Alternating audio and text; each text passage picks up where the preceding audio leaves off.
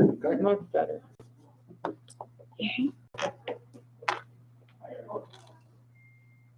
Yeah, you're good here.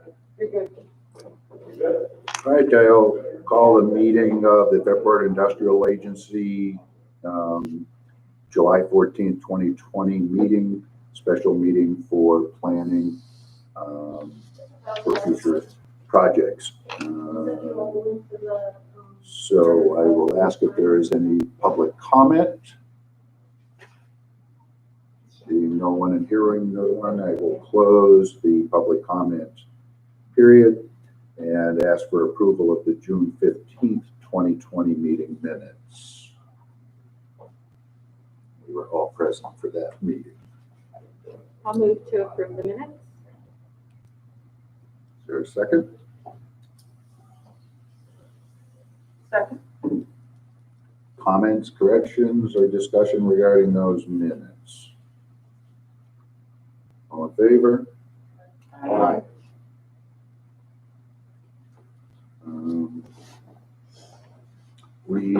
The next item is that we have received a letter from Jim Unglis that he is going to be moving out of the village and that he is therefore going to be resigning from the audit committee of the IDA. So with regret and an awful lot of thanks for Jim's time that he's put in with this agency, even after he left the board, he continued to assist, through the audit and finance committees, and has just been, just a real asset to us in helping us do our job well. So it's with regret that we will accept that. That will now create a opening on those boards. And so Martha and I had talked about this, and the question was, does that person have to be independent of the board and of a board member? The answer is no. It does not need to be a member of the board. That is correct. Someone from outside. We brought Jim in as good practice for someone who was not on the board, because we currently have 2 board members on that committee. And I think it is in our best interest to have someone who is outside of the agency, someone with a finance auditing type of background. I think would be beneficial. Okay. Yes. So I have a suggestion. This is not, it's a position that's appointed by this board. It's not a formal appointment through the village board or anything like that. My suggestion would be that we ask Village Clerk Megan Anderson. Megan Anderson, who comes from an accounting auditing background of municipalities and agencies and districts and all of those kind of things. We have not approached her. I want to run it by this board, but I mean, she has the right type of temperament and has done a fantastic job in the short time she's been in the clerk's office. So I guess that is a suggestion I'm putting out there. I talked with Martha. I think that would work as well. It's not a very demanding job, but as you know, the people that are on those audit committee would maybe 3 times a year. 2 times, minimum of 2. Minimum of 2 times a year. So with the board's blessing of that, I would approach Megan, ask her if she would join. That's the audit committee, not only for this board, but for all 3 boards. Yes. For the audit committee. And then with LDC, it's audit and finance. So, And she's a village resident? Yes. she is a village resident. She's a CPA and formerly was with the Bonadeo Group and had actually done our audit prior to joining the village. And she has extensive experience in municipal audits. I think she should be able to help us. So if everybody's good with that, then I think it's a great suggestion. yeah, I don't need a motion or anything. Just approach her and report back and see if she is willing and able to do it. Okay. All right. Update on the, We have to vote on Jim. I don't think so. We just accept. To the accept a resignation? It's just noted in the minutes. Next item is the economic development study, and Martha, if you want to talk about that, and we had the one meeting, a Zoom meeting with SWBR and the other planners, up their team. Right. And there are 3 upcoming meetings with them. Yeah. 3 more. Right. And so, One of the your things, thoughts on that? They had asked to meet with the board. right. One of the things that, as I was planning the meetings, the next 3 meetings that they've got coming up for the economic development study, one of the things that I wanted the board to consider possibly was, instead of the entire board meeting with SWBR, which, you know, it turns out it's like, 6 meetings for all of us in the next 6 weeks, but to instead maybe appoint a working group, 2 members of the board plus myself in those meetings. That makes it, that takes away the public notice portion of it, the live stream requirements and all those things. And also, there aren't any real decisions being made, so it's not that we're trying No action to. being taken. Correct, right. So I just felt from, you know, the requirements of the board, and, you know, you've got other things in your life as well. It might just be more simpler, more nimble if we just picked a couple of the board members to attend. And then, of course, with the expectation that, as necessary, SWBR would come to our regular meeting to make any presentations and so forth. So that's just a suggestion. We have most of the dates on the calendar. I guess the August 13th meeting might have one of the Highland planners is not available. We might have to move that a little bit, but just wanted to hear your thoughts on that.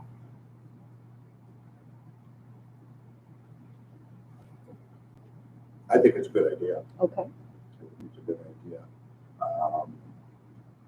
Just because of my past comprehensive planning experience and doing 2 of them in an update previously, I prefer not to. You were not on my short list. Good.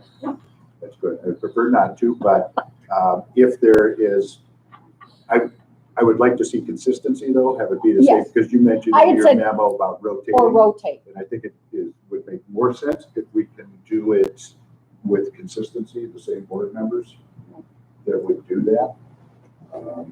I certainly could back up if there was anything. So. Yeah. Likely, I'll be out of town. Mm-hmm. Well, is there anyone who would like to be involved? There were 2 members, board members who were active and offered comments during the July 8th meeting.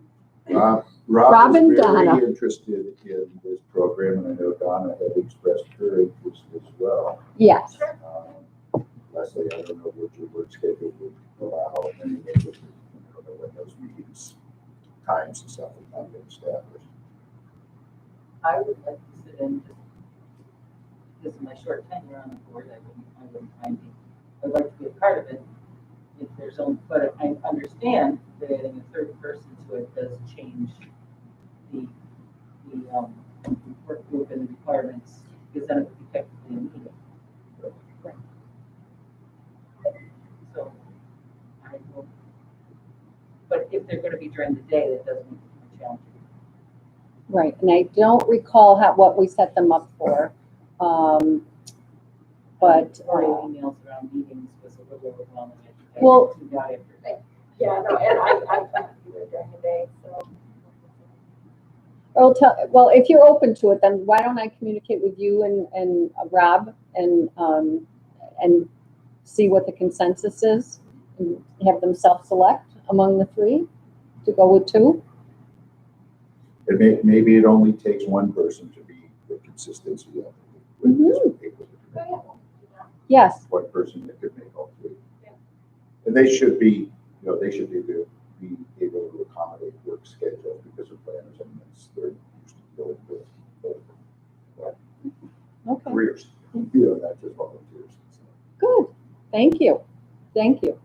Out of that also as well was the planners asked for people that we want them to talk to So I wondered if we could just have a quick go around of people, important stakeholders that you think they should speak to. I have a few. We can start off with that. I think of Jim Barbado, who is a builder who's been putting in the 250 units just north of Whitney Road there. He's Pridemark Homes. Why he chose Fairport. I mean, these people aren't actually obligated to talk to them, but they can make an outreach. Which is not the village. He's not, Yes, he's not building in the village. But He never yes, has. yes, but he highlights and promotes the village as one of the assets of his project, so. He may be on the. He may be on one of the- them for the towns. Yep, he may be.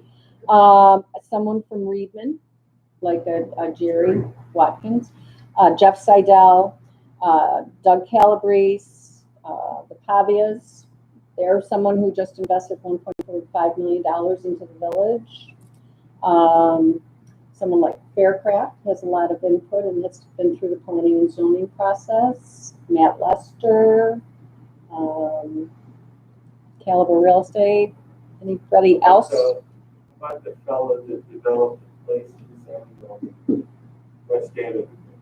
Oh, Joel Barrett. Yes, thank you. Or any other small We businesses? need- Don, I think that's you what- were. That's what we need is small business. I Yeah. mean, those are developers. Yeah.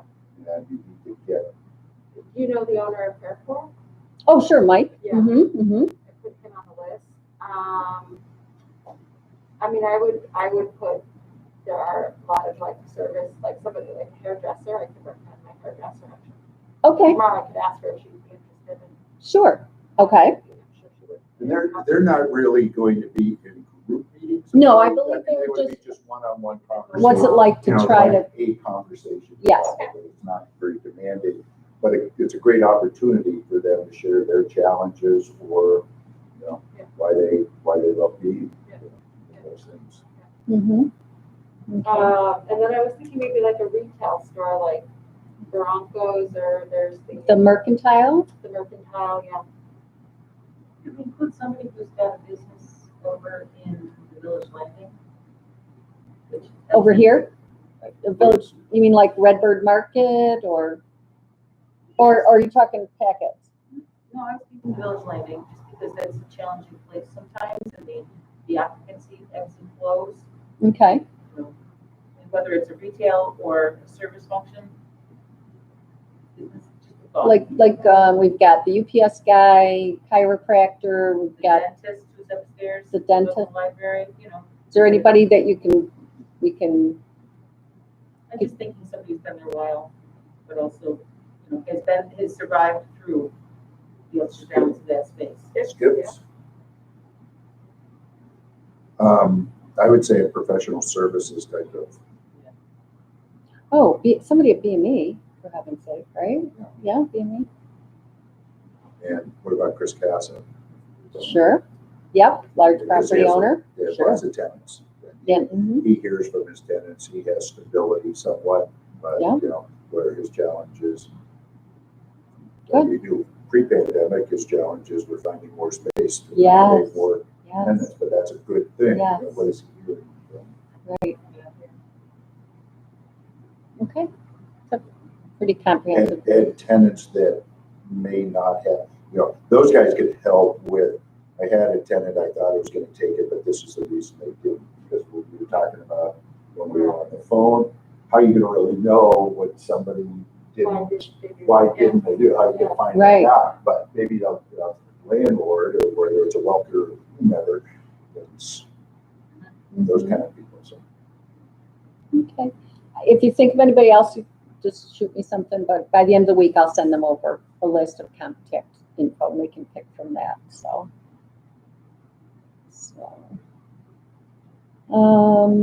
I think that was all I had on that. More updates on it. What about- For Leslie and Ken, who were not on the phone, it was the meeting we had was more process oriented. This is what's gonna happen, and I think, did he share that agenda or anything? I think he said he was going to send that, the screen agenda that he had. I thought he sent that ahead of Martha time. covered it in a bunch of it in these minutes that you just handed out today that will tell you about it. And the video's up. That's how I Oh, finished up my okay. meeting minutes. So you might want to run it at 1.25 speed. But it was like the chair said, it was very, here's what's going to happen. There was really, they seem to be very preliminary at this point. We asked again, we don't have a contract at this point, so we're still looking for a contract from them. Their timeline is they would like, Mhm. we're gonna do a bunch of our work, then there'll be a little bit of a lull as they do comprehensive planning stuff for the village, and then those become integrated and a final product by the end of the year. Yes, we'll be there. Our work, as I recall, would be complete by the end of September. Then it will be incorporated into the complete comprehensive plan by the end of the year, 12/31. So.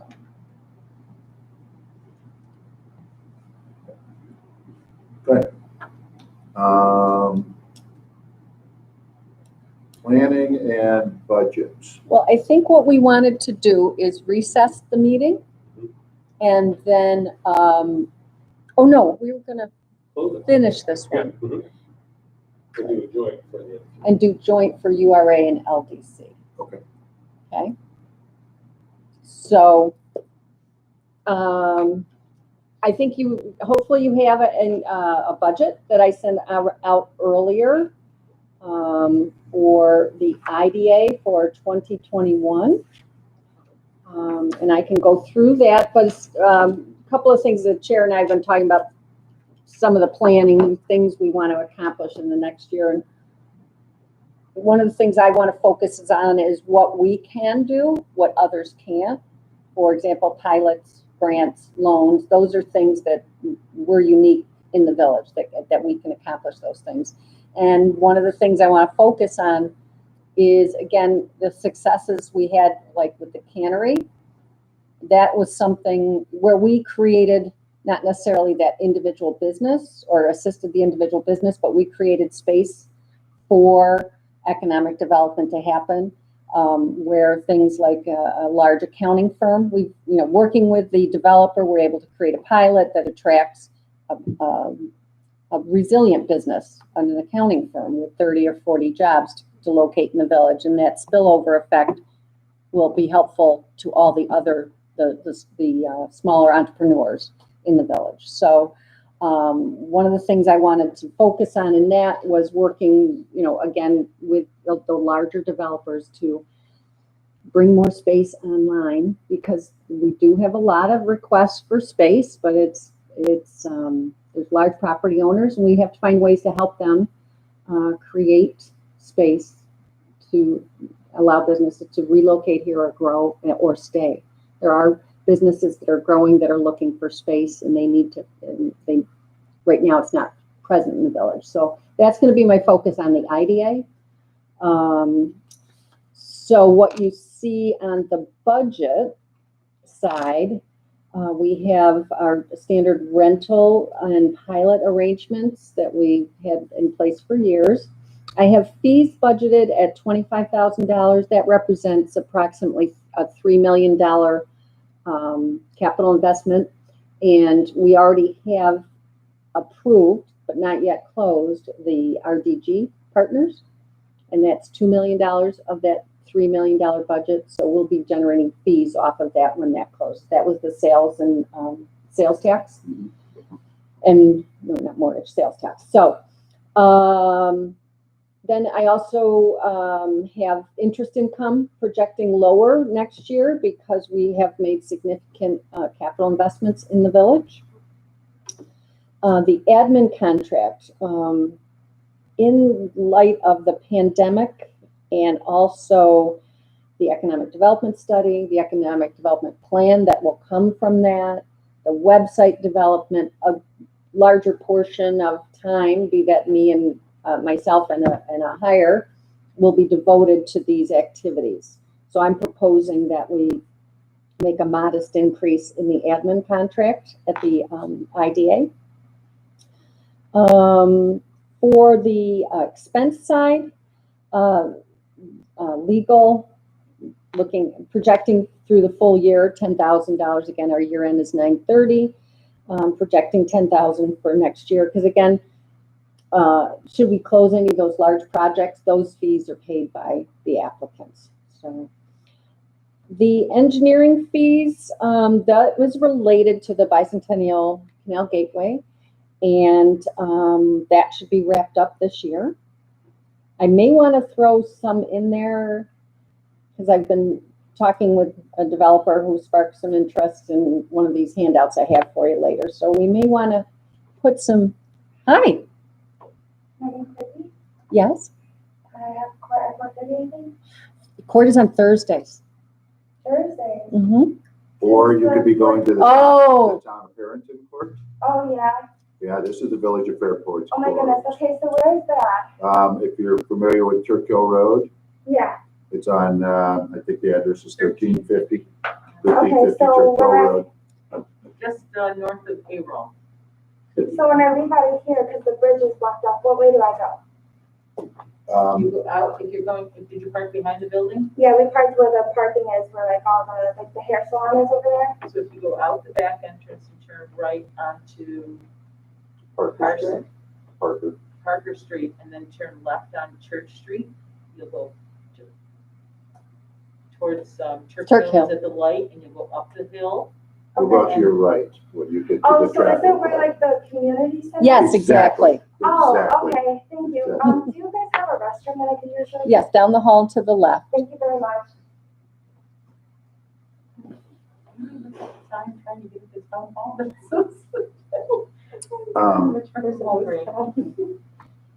So we may want to throw some money in there, maybe to do a little study, but we'll come back to that. All right. We have our standard accounting by contract with Bonadeo.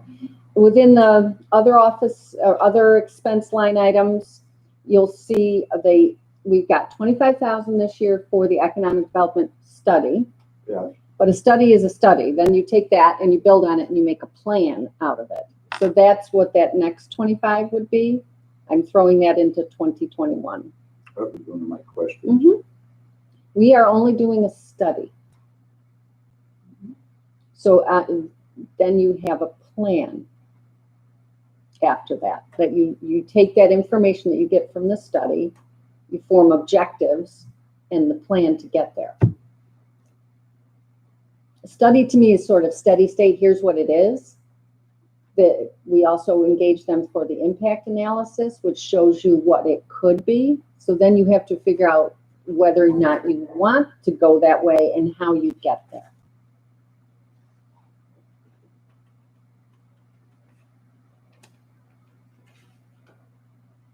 Thoughts?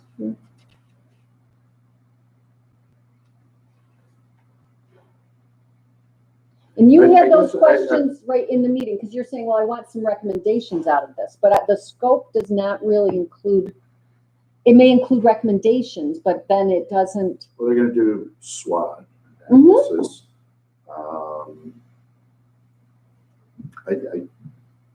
I guess I'm okay with carrying the additional dollars in there for that, but I'm gonna be really challenged to figure out who might be doing a plan that we would be paying money to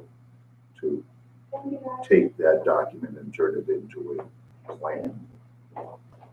I think more of the plan is being something that we develop. But for the purpose of a budget at this point, I'm okay with carrying the money, but I just will need to talk about the plan. Sure. Oh, yeah. Mm-hmm. Yes, that's fair. Mm-hmm. And then down below, investment income, we've got some, and then we've got the outflow for the Canal Gateway that'll happen that's for the north side.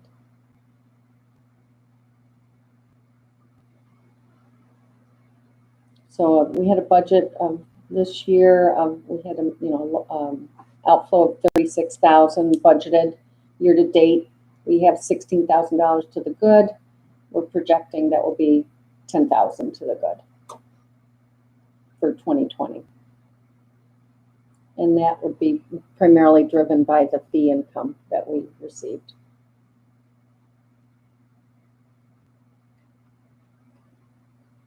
Say that again. Sure, sure. We planned that we'd have a negative, our 2020 budget was that we would have a loss of $36,000. Year to date, I'm at the net operating income before the. Yeah, I see where you are, Yep. but And then we're to the good, $16,000. Yep. I think we'll finish up around 10 by the end of the year. That turnaround from the 36 to the 10 is largely driven by the increase in the interest or the fee income that we received from the cannery project that closed. that's. And we also, But- looks like we didn't project interest income in last year's budget. That's interesting. The interest income factors in whatever we defer.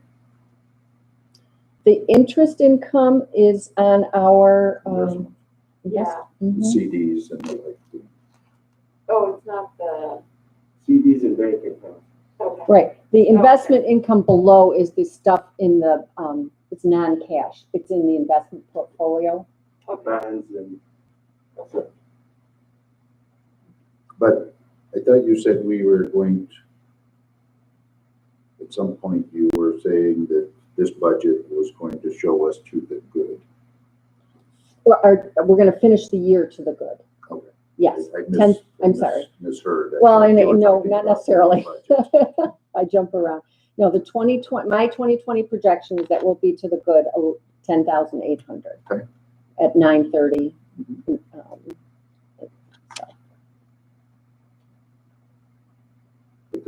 New budget is projecting a deficit of $25,000 as opposed to a budgeted deficit of $36,000. Correct, yes, thanks. Mm-hmm.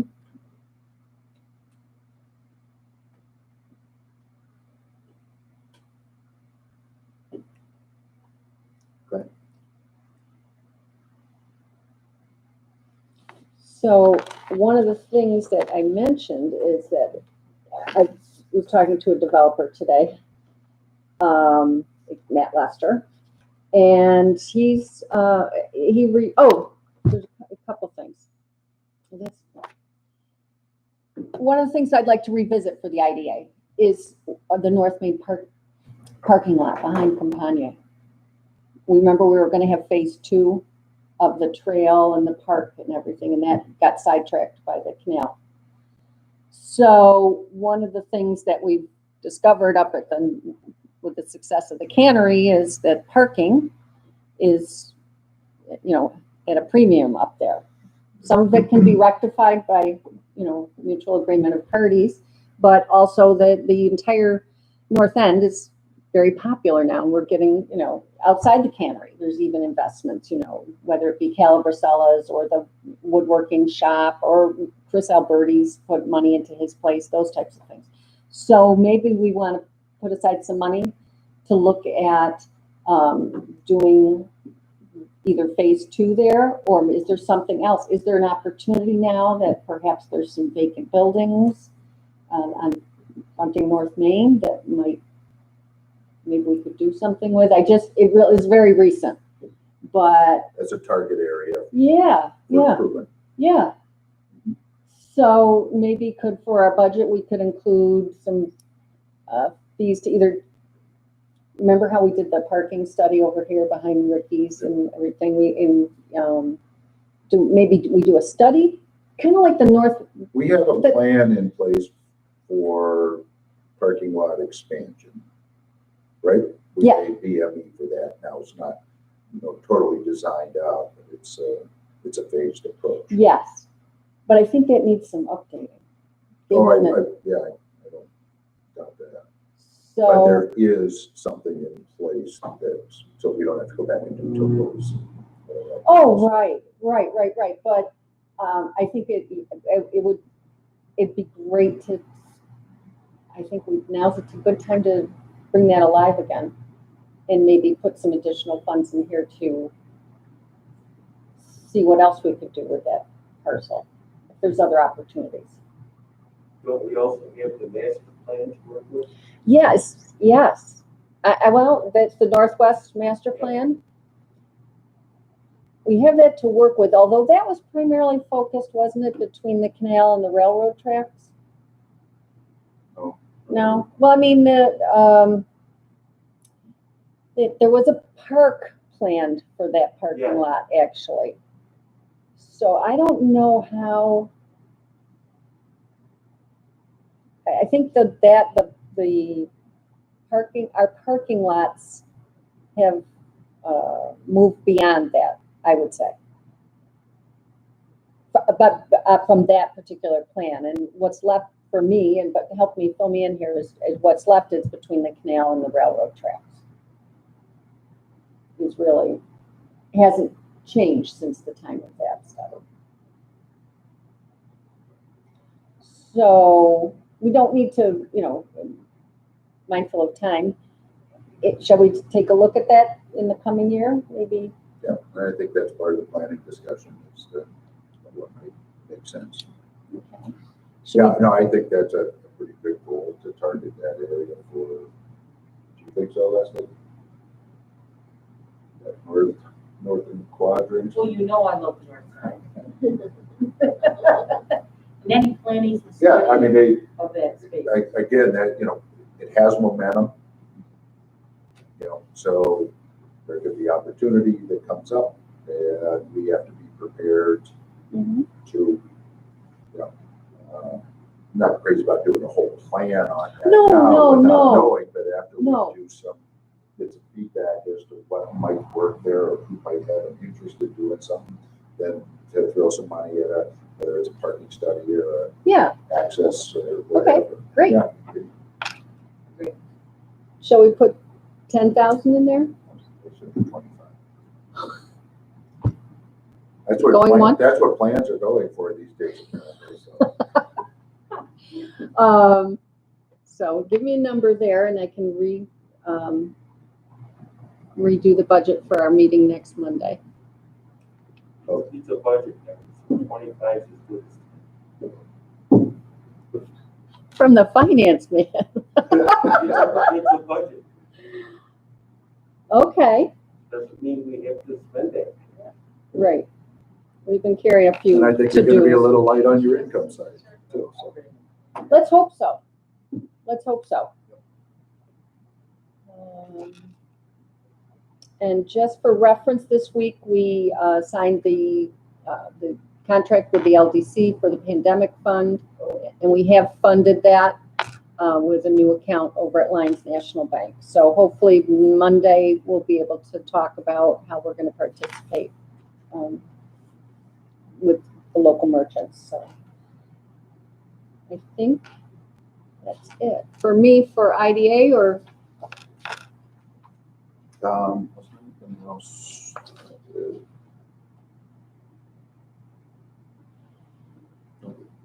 Then we would adapt and amend it next Monday. Anyone else have any questions regarding the vote? Okay. So with that, then we will recess this meeting. no, we'll actually adjourn this one. We're going to close it out and end. Killing me. I am sorry. I thought, okay. So I'll make a motion to adjourn. I'll second that. Any other discussion? All in favor? Aye.